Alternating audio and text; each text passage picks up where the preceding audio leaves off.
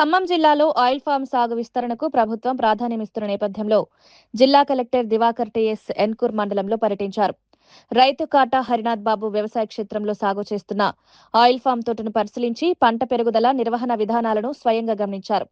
సాగులో రైతు అనుసరిస్తున్న పద్ధతుల గురించి అడిగి తెలుసుకుని దిగుబడి పెరిగేలా తీసుకోవాల్సిన చర్యలపై పలు సూచనలు చేశారు. ఆయిల్ ఫామ్ సాగు రైతులకు దీర్ఘకాలికంగా లాభదాయకమైన పంటగా మారే అవకాశాలున్నాయని, ప్రభుత్వం అందిస్తున్న ప్రోత్సాహకాలు, సబ్సిడీ పథకాలను సద్వినియోగం చేసుకోవాలని రైతులకు సూచించారు.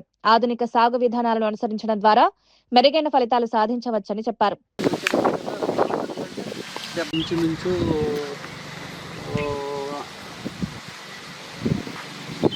ఒక నెలకు 4 టన్నులండి, 10 నెలలకి. ఈ మధ్యలో మా ట్రాక్టర్ తిరగకుండా లోడ్ చేయకుండా ఉండే ప్లేస్లో ఉంటాయండి, ఇట్లా 2 స్టాళ్ళు వాటి మధ్యలో రెండింటి మధ్యలో. ఇప్పుడు మీరు ట్రాక్టర్ వెళ్ళడానికి ఈ రోడ్డు 40 టన్నులు. ఎందుకంటే మనకు మొదటి సంవత్సరం వచ్చింది టన్ను చొప్పున. మొదటి సంవత్సరం వదిలేయండి, ఇంకా మీద నుంచి ఇప్పుడు 70-80 వేలకు పైన వస్తుందండి ఎకరానికి. సో అంటే 7-8 లక్షలు సంవత్సరానికి వస్తుంది ఈజీగా.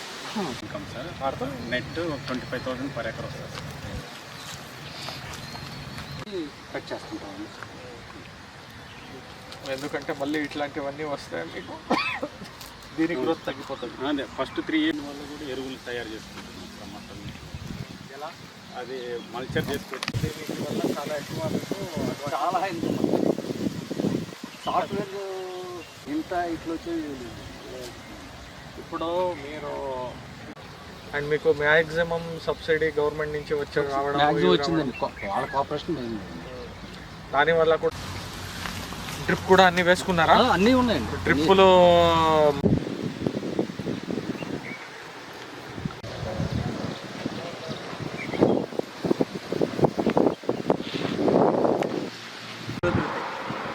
దాంట్లో వచ్చిన బ్యాస్ మొత్తం మీరు కలెక్షన్కి వచ్చేస్తుంది.